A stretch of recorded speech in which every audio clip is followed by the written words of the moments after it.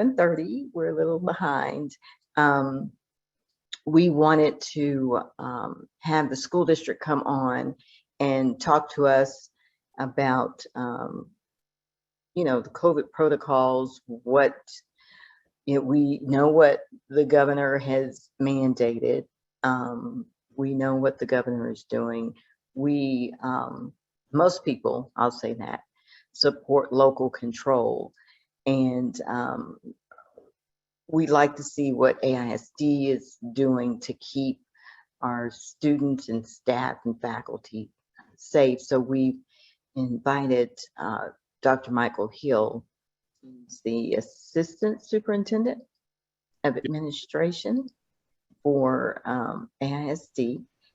He is here. I think I saw School Board President Trustee Keisha Mays on also. So I'm not sure if she'll chime in or she's just listening in to her employee, Dr. Hill, give his presentation. So we are ready. I'm going to toss it over to Tia Cole, our education chair, and she's going to kind of moderate once we get going here. So Tia, are you there? Yes, I am. Okay. Are you going to be on camera?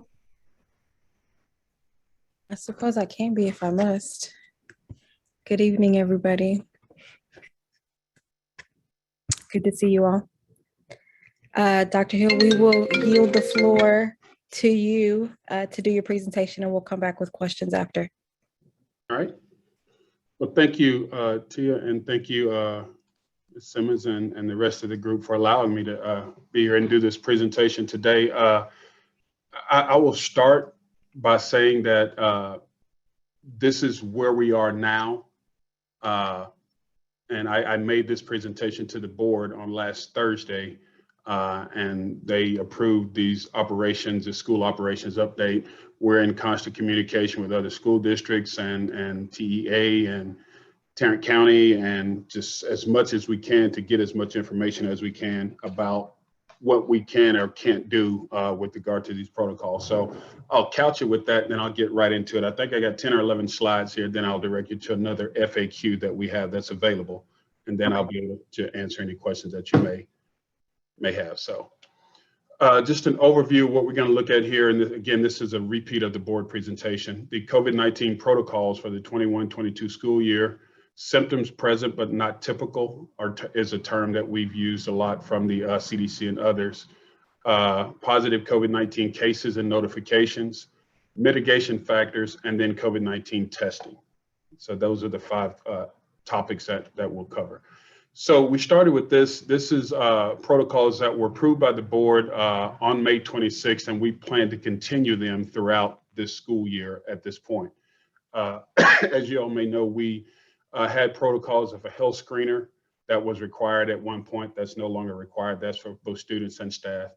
Masks were required at one point. They're no longer required now. Contact tracing, no longer required. Isolation of a confirmed COVID case, that is still required, and we will be posting notifications at the campus websites. And then I'll get to a little bit more information about that as we go on. Hand washing, we're back to normal operations. Cleaning and sanitizing, back to our normal operations. We did have physical barriers, the plexiglass that was up in use, and we discontinued that. And then the COVID-19 testing center at over New York Avenue, that will be up and running by the start of school on the 16th. At one point, we were limiting or almost not allowing in-person meetings, and so we're back to normal operations on that. We were limiting or not allowing visitors and volunteers in school. We're back to normal operations on that. At one point, we were requiring visitors to make an appointment before they come to the school so that we could limit the in-person contacts. We're back to normal operations on that. We had closed our high school campuses, closed campuses to lunch, and we're back to normal operations on that. We had what we called an internal code, if you will, of COVID-19 leaves. And that's what happens when a employee contracts COVID. It was a Family First Coronavirus Response Act from the federal government. They funded that bill for a long time. And then I think it ended in December, but our board carried it throughout the remainder of the spring semester last year, to where if an employee were to contract COVID, they didn't have to use their personal leave. The district took that expense. We will implement that up to 10 days. And the board approved that on last Thursday night. And then other protocols will be back to normal. These are symptoms that we've asked our parents and or our staff members that if you have these symptoms and they're not typical of you to have them, then we ask that you isolate, not come to work, and get tested. If you have any of these symptoms, we ask that you isolate, not come to work, and get tested. If you test and you're positive for COVID, then the district will cover you for 10 days and you don't have to use your own days. If you test and it's anything other than COVID, then you would use your own accrued time. For documented positive cases, the students would have excused absences. They would be required to isolate for 10 days and return after 10 days and symptom-free. All of the makeup work would be available to them, and they would be given if they're out for 10 days, then they would have 10 days to make up all of that work. So equal number of days absent to make up the work. For staff, if staff are contacted, if they're contracted or diagnosed as COVID positive, then that COVID-19 leave would kick in, and they would again be asked to be out of work for 10 days in isolation. And of those 10 days, any work day, the district will cover them for that. Anything beyond that, then they would, of course, be in contact with HR about what their opportunities may or may not be. And then again, return after 10 days and symptom-free. So notifications, if there are COVID cases that happen on our campus, then we will be notifying the public, the parents, the community on the dashboard. Notifications at the elementary level, because of the grade levels and the potentially not changing of classes, we would notify the entire grade level at the elementary school. We wouldn't identify the kid, but we would notify the parents of that entire grade level. We recommend that others monitor their symptoms and seek medical attention and get tested if they become symptomatic.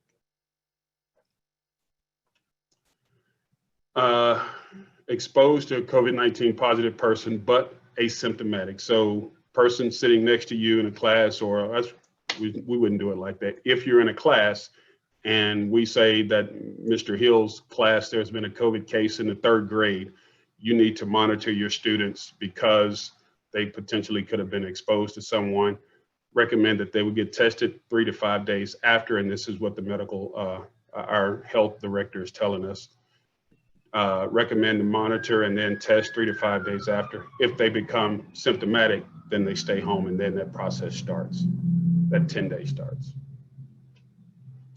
Mitigation factors that we've got in place, we'll continue to have the PPE available, the masks, the hand sanitizers, the frequent hand washings, and all the routine cleanings that we always do in the midst of all of this, and then encourage symptomatic individuals to stay home, and then those that are experiencing those symptoms get tested so that we can be definitive as to what's what. We will, again, this is our COVID-19 testing. The Binax Now antigen test is the one that we will be using. It's supported by the state. It comes with the shallow nasal swab, and you'll have the results in 15 minutes. That's the testing location. It's the same facility that we've had it throughout this past spring. And we'll run that from 9 a.m. to 2 p.m. by appointment only. And we'll reserve the early morning for the staff, but we'll work with whomever staff or students that come by. And again, we'll look to have that open by the 16th.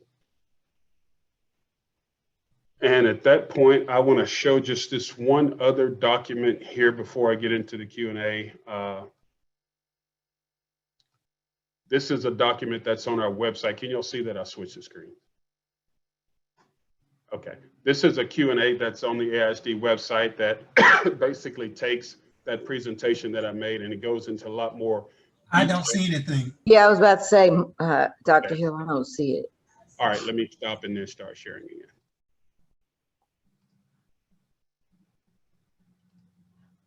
All right, you see it now? Okay.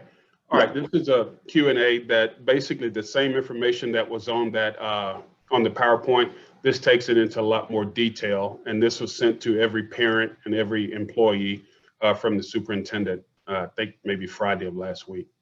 And we're fielding questions and answering to the best of our ability questions that parents may have. But this is a public document, it's on the website, and I can share it with you all after this meeting.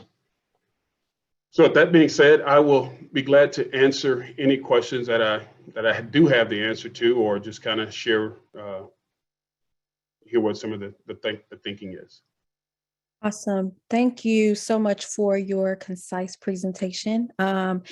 So we had a couple of questions. The first question was in the chat, and it said, would AISD consider restricting visitors as it would limit the spread and contact? And this is from a school nurse and a vice president of the Nursing Association. So the question is, would we consider restricting visitors? Yes. So again, that's one of the things that we presented on Thursday, and the protocols that we presented there were approved by on Thursday night, and it did not restrict visitors. However, as I said when we started, this is where we are now. We see districts around us that are doing several different things, and so we definitely something we would take under advisement. But this is where we are now, Okay. and that we are not restricting visitors. Thank you. And will you be, I know that the documentation says you cannot require or prohibit masks, but will you be encouraging masks? And I think, what did we say on that one? That says masks are not required nor prohibited. And of course, you just said we can't. It's the choice. It's the choice of the teacher, the parent, the student. Masks will be available. So if you're calling that encouraging, we will have masks available on every campus in plenty. Thank you. I see Lisa Staples Weary's hand up. Madam, go forth.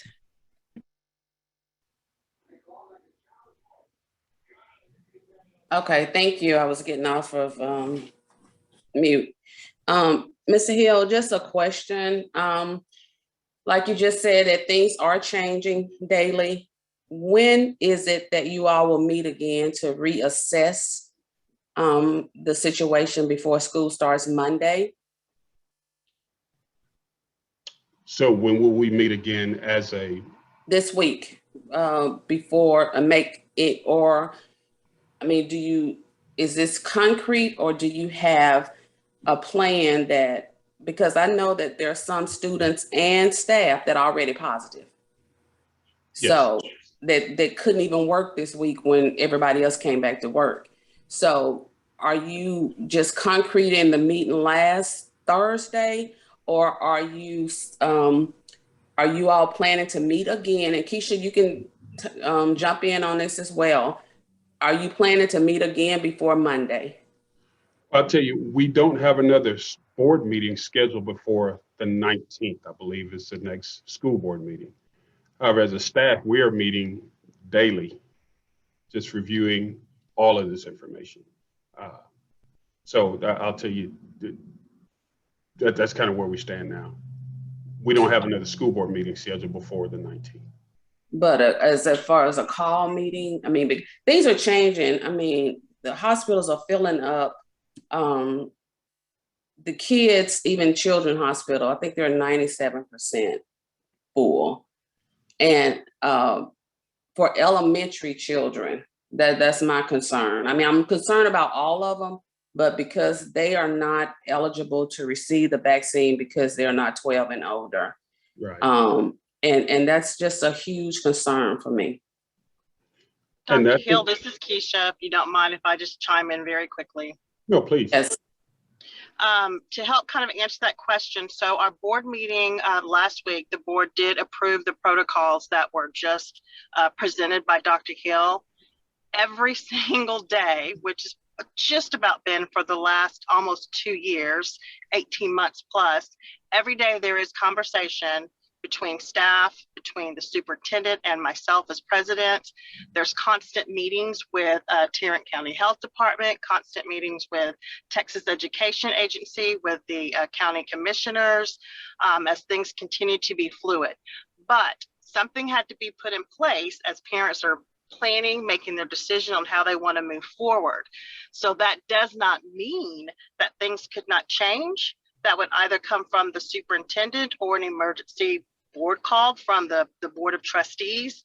So although I say that we voted on those protocols, I don't want anyone to think that that means that absolutely nothing could change between now and then, because as you stated, things are changing daily. We just don't have a concrete answer to everything, and every day things change. So we are still, including staff, every single day, taking additional information and seeing, is there anything that we might need to change, that we can change, that we can legally change. So it is being monitored constantly, because we hear the concerns, and we also have concerns for our staff and students as well. So I hope that helps a little bit with your question. Well, Thank that you does answer that it's not in concrete. I realize you have to have some type of protocol. I know that. And I just wanted to know that if possible, if the possibility come up, because every other school district in North Texas is making drastic changes, and Monday is around the corner. And I just wanted to know that I get some consolation from you all that this is not concrete, and it is a possibility that it may change and swing the way that we as nurses would like for it to swing. Thank you, Lisa, for your comments. Thank you, Keisha, for jumping in on that one as well. Quick follow-up question, and then we'll go to Madam President, whose hand is up, and then I'll check the chat for more questions. So follow-up question is, do we already, we as in you, AISD, already have an idea of the threshold that you will be looking for when it comes to what another shutdown? We know that with the variants and so forth, and we don't really know how things are going to affect the children. And then the points that Lisa made, what can we hold on to as sort of the threshold for, at this point, we will be looking at going back remote? Well, I'll tell you this, as we stand right now, we don't have a remote option that's available to us from the state. And so that's the kind of the dichotomy that we're in, is that while we may need to go remote, depending on what happens, that option is not presented to us. With regard to the threshold, that is something that we would be lock in step with Tarrant County officials, because what we, and this is just the kind of way we see it, AISD and our 77 campuses is a microcosm of what's going on in this community. And so we would lean heavily upon the community health department, Tarrant County Health Department, and Arlington Public Health Authority to help us determine if we have an outbreak at a campus or an outbreak across the district, then we would be leaning on those individuals heavily to help us make the call, okay, enough's enough, we have to do something different. We're having those conversations, or we've had those conversations in the past, and have had to act on some of those back in the past when we're at the peak back this past spring. Sure. So you said that you don't have a remote plan, but that someone else could help you to have a remote plan. I'm just looking for a little bit of clarity on what you mean by you're talking about it, but there is technically no remote plan. Can you help me there? So I think we're talking two different things there. We're talking the remote plan. That means a plan for virtual instruction. And then we're talking the threshold for which we would implement that remote plan. We're talking to the public health department. They would help us say, okay, here's a threshold. You've got too much going on. We may recommend you shut down now. That's when we will lean on Tarrant County Public Health and Arlington medical authorities to help us make that decision. Okay. Internally, you know, we were remote, we were virtual basically all of last year. And so we do have that plan. However, the governor has not allowed us, and TEA has not allowed us an option to implement that virtual plan, if that makes sense. Okay, so there is a plan. It's really just the permission that is missing. Correct. So that if, according to the state, that the numbers get out of control and the state recommends, then you're hoping then the TEA and or the governor will grant the permission. So barring that permission, you would not be willing to push towards going remote in any other circumstance.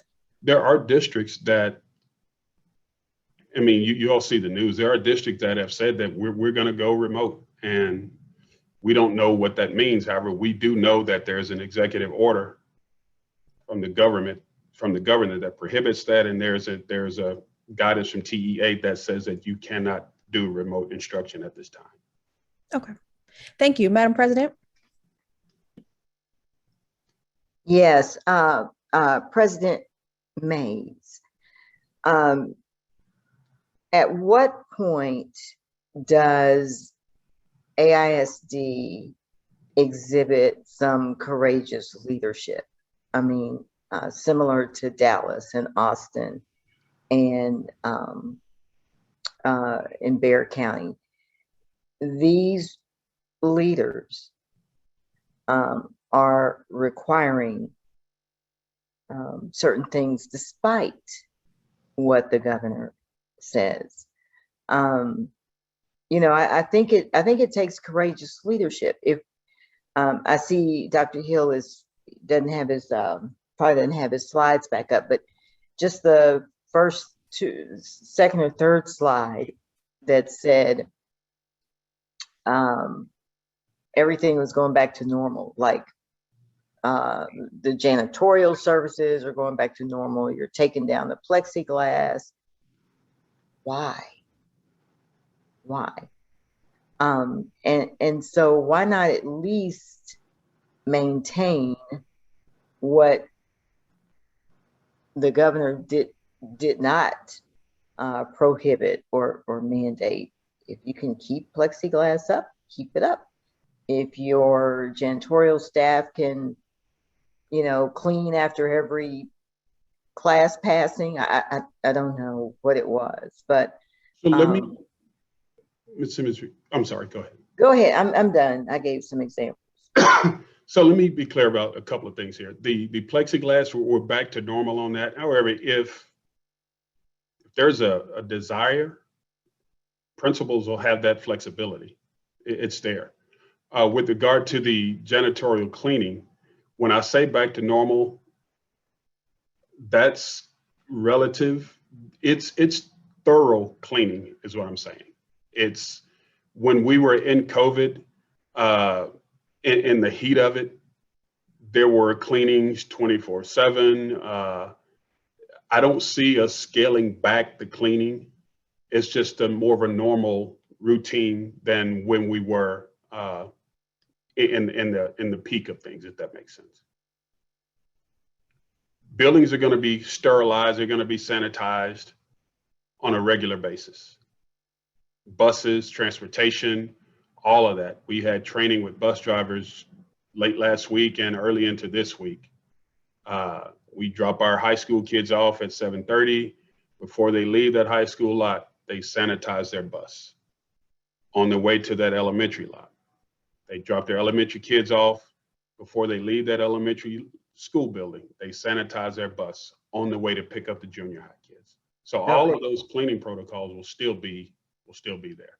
All right, because when you said normal and you think back to pre-COVID, you know, school bus is nasty. A desk is filthy. These kids are, I mean, you know, and so if you mean maybe your slide should say the new normal, where we will sanitize after every, you know, after the elementary drop off or something. But I was like, they going back to normal?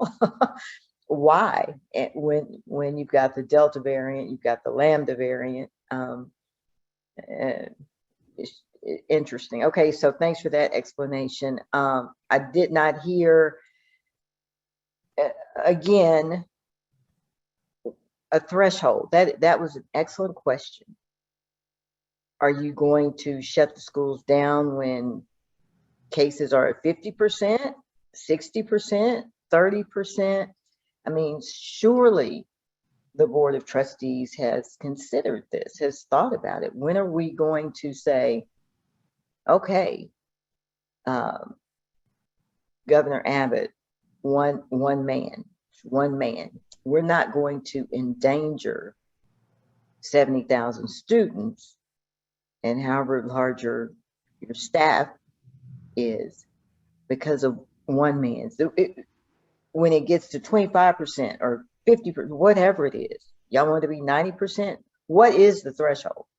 And so the board needs to determine that, and again, be courageous and say, you know, we don't, it's going to be this, and that's it. Normally you have local control. So for the most part, Ms. Mays.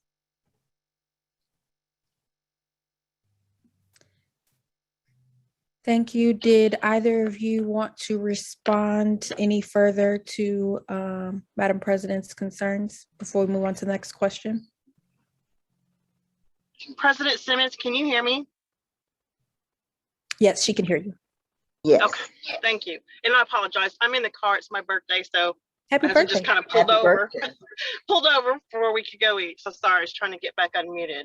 So first of all, I appreciate you bringing up the question of normal, because obviously in these days and time, that word can hold different meanings for many different things. So I appreciate Dr. Hill coming back and saying the protocols for keeping things clean in the classroom, in the buildings, on the buses, that has not changed. So there's no blind eye that we still have COVID cases going on currently. So those things haven't changed. As far as making a bold move, I would just challenge that to say that for each district, each community, we have to do what we feel is best for the community ourselves.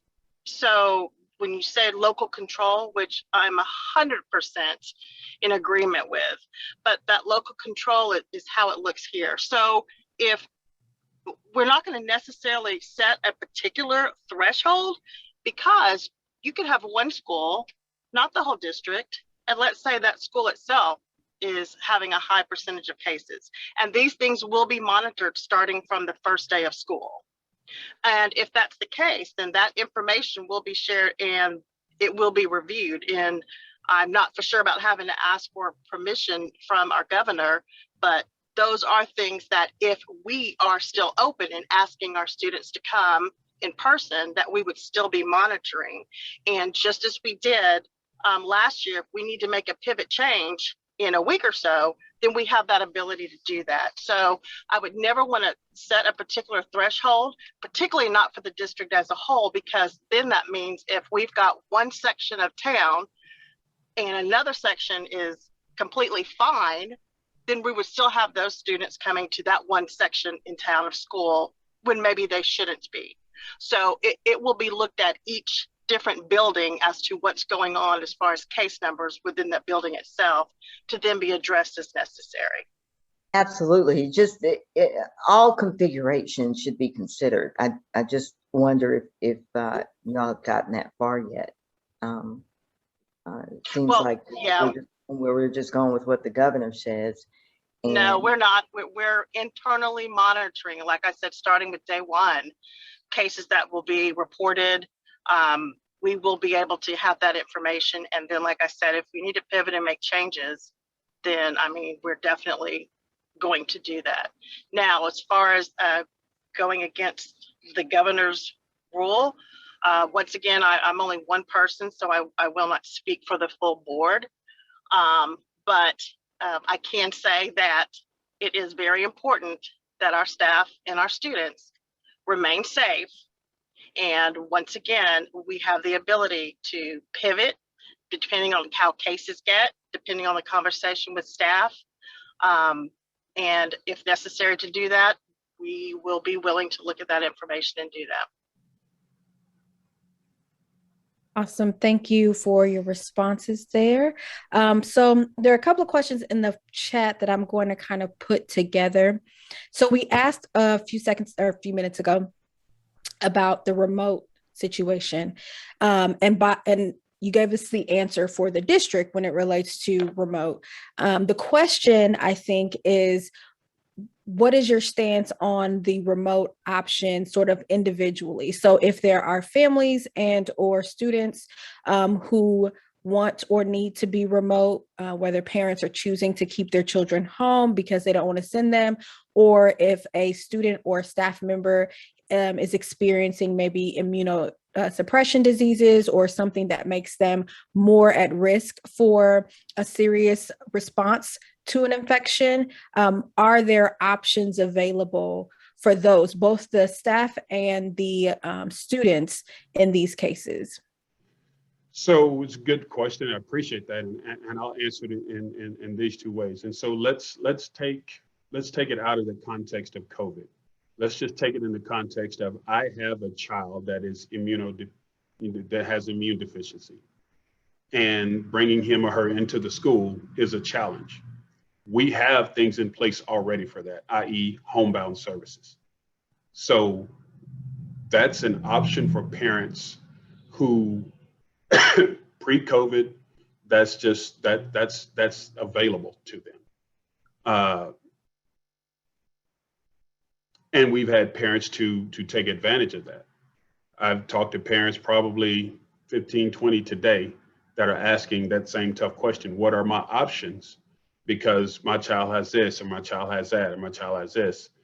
And they've asked, I've done this before, can I do that again? This, i.e. homebound services. And so that's one for the parents that's already there. I don't know how that ties in with COVID with regard to what the letter says about homebound, but I know that that's an option for those parents that are there. With regard to staff, again, remote is not an option that we have right now for students or staff. I mean, we just can't, we're not allowed to do it the way we did it this past spring. That may change. And if it does, we will be ready for that change. But at this point, we just don't have that option. Okay. And so basically there's no real recourse for a staff member, and then a student would need to present with basically a health note saying that they have an issue. So a parent could not choose to keep their kid home if barring a health concern that's supported by a healthcare professional. And I don't know the specifics of what's required to get into homebound services, so I wouldn't be so absolute about that. And I will say that a parent has a choice to keep their kid at home regardless. They can choose not to enroll their child. They can choose to homebound their student if they want, homeschool their child if they would like to, so. That's true. Okay. I'm looking in the chat to see what other questions I see. I'm seeing a couple of more questions sort of related to what's been covered. I'm going to put it out there just to see if you have anything additional to add. I'm seeing a question about bed occupancy and making a determination about whether or not it's safe to come to schools based on the number of ICU beds available, things like that. I know that you spoke to working with the health department. Someone asked earlier, what does that look like? So I guess that's where we can go with that one is, what does your collaboration or conversation look like with the health department as it relates to what you're monitoring and what specific indicators you're looking for?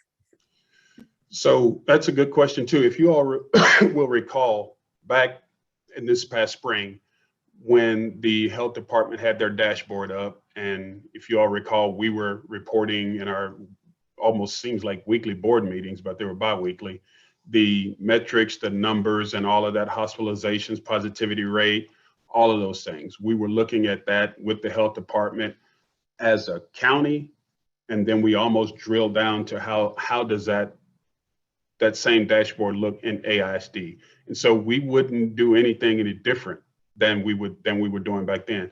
The only caveat is right now is that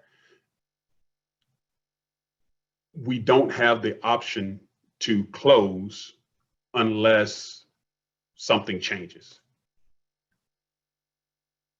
We would have to just continue to work with them, and if things got where it really impacted our staff, let's just say we got an elementary school that's got a staff of 50 teachers and the whole third grade teachers in a team meeting, all 4 or 5 of them, and one of them contracts it, and then all of them contracts it. Now we got a whole third grade team of teachers out. Now we have to make a decision. And that's what our team has worked on. However, right now, we don't have the ability to say, okay, now we're going to go remote. That's what we would have to work on, i.e. subs and other covering of grade levels and things of that nature. Okay, and so are those plans sort of in place and training being provided in the case that it could happen? Or is it kind of like last year where it's like, all right, surprise, we're going remote, which is different, right, from preparing for it? And I can tell you that you can rest assured that we are working on those plans right now. I mean, it would be, we haven't even in the school yet and we see the cases that are impacting students already. It would be poor planning on our part to not take that path, seeing what's coming down the train tracks right now. Great. I'm looking in the chat. I don't see anybody's hand up, so I'm looking in the chat to see if there are any more questions. I see some comments about the fact that there are pediatric hospitals with only 2 beds left. Now, there are only 2 pediatric ICU beds left in the Dallas-Fort Worth area, not per hospital, in the entire Metroplex. So, you know, we're talking about. Yes, 99% occupied, exactly. So Dr. Hill, what is, have you all surveyed staff? Are they comfortable, reluctantly coming back? What's that looking like? I don't have that information. I haven't surveyed staff. I've talked with transportation department, one of the departments that I directly supervise, and there is some bus drivers that are, hey, let's go. And there are some bus drivers that are, they're concerned, in full transparency. And so if you would take that and expand it across others, then you have some on both sides of it that have that concern, and then some that don't. Is there a leave of absence option Sorry. for staff or faculty across the district, or is it that they would have to quit if they were not comfortable coming back to work? And then again, all of that would have to be handled between that person and their condition and applying through the employee benefits department. I don't know what all that entails. All right. I think I've hit everybody's question. Thank you again for coming this evening and sharing this information with us. Whether we like it or not, the information is helpful and it helps us to be able to make informed decisions. And I think that's the most important part, is that we have the information, we're empowered to be able to use it in the way that best suits us. And so thank you again for being willing to come and take our hard questions and share your position with us this evening. Did you have any closing remarks that you wanted to share before we wrap up? I just appreciate the opportunity. Thank you all for having me. Thank you for the questions, because this is our current reality. So I just appreciate being able to share, and all news we don't like it sometimes, or it's tough for us, but you know, it's the fact. So I don't know, Ms. Mays, you may have anything else? Yes, thank you, Dr. Hill. And President Simmons and Tia, thank you very much for allowing me to speak, although I was not on the agenda. I do appreciate it. But I do want to say, you know, for me personally, like I said, I can't speak for the whole board, But, you know, I personally ask for prayers for guidance and wisdom for everyone in not only AISD, but every ISD there is. The concerns that have been raised are concerns that we hear every day. Getting emails, getting phone calls. What's interesting though is sitting in this position, we're hearing pros and cons from both sides. And, you know, at the end of the day, the best thing that we can do is continue to make sure that we are informing ourselves, like the news or not, as you said, Tia, but that we continue to stay informed and have those communications with staff and with the superintendent on a constant basis as we are all going through this event. And at the end of the day, we want our staff safe, we want our students safe, but we also want our students to continue to be educated as we have other concerns from them not being in school, learning gap, learning loss, you know, and particularly in NAACP. I know that y'all understand that there's a particular set of children of color that seem to be impacted more than others. So there's so many things on the table. We are paying attention, but I personally am asking prayers for guidance as we continue to maneuver this next school year. But thank you. Thank you, President Mays. And if you don't mind, Tia, so if anybody gets breaking news alerts on their phone like I do, you'll see that Fort Worth Independent School District just mandated masks.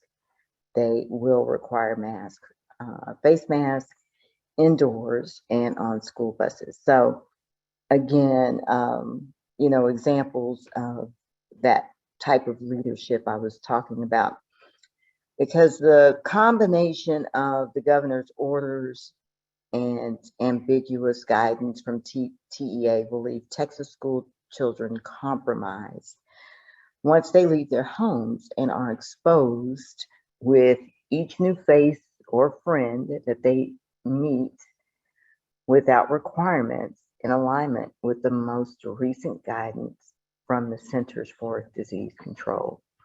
The governor and the TEA have created a situation where schools have greater requirements for reporting head lice than they do for positive COVID-19 test results. Each school-age child, vaccinated or not, will be potential carriers and transmitters of the Delta variant and should be treated as though they already are. I mean, these children are going to be in close quarters. So, you know, some of the things we'd like to see, Madam President, I think is rapid testing equipment at each school site, household family testing of in-person students once per week, on-demand virtual learning options. Hopefully each campus does have dedicated nurse at each school site. You know, statewide protocol for classrooms and schools with students who test positive for COVID-19 within the last 2 business days, and must include contact tracing. Are y'all doing contact tracing at all? No. You know, exposure quarantine of students for 5 days, mandatory masking for all students. Especially in lieu of mandatory proof of vaccination requirements. Lisa, your volume went down. You're fading out. I think I'm leaning on my laptop. So plexiglass dividers, we talked about that. Appropriate amounts of PPE for schools, cleaning wipes like Clorox, Lysol, bottled water for each student, teacher, staff each day. I mean, those types of things are what the NAACP. Still fading, Madam President. Really? I don't even know what the mic is on this. Those are the types of things that the state in NAACP is requesting. So we can send you a list of that. And so you'll know what, you know, what the expectations that we have for our students and staff. So that's all I have. President Simmons? Yes, ma'am. Yes, I would appreciate that list. As you were calling out the list, there were several things on that list I know that we are already incorporating, and a few things that I would say probably need to have more discussion on within the district. So would you like for us also to respond on you that this is currently what we are doing, and then you'll be Yes. able to specifically see the things that may still need discussion? Right. Some of those things I saw in Dr. Hill's slide, but I just went down the list anyway. So Okay. TRI will get this over to you guys so you can have it. Thank you so much for your time. I appreciate it. Thank you bet. both for jumping on. Thank you all. Have a good evening. Okay, You all. our meeting is adjourned, and see, we had some new folks on, so thank you guys for attending, Marlene and Rosanna, and there were some others earlier. So we are adjourned. We'll see you next month. Thank you.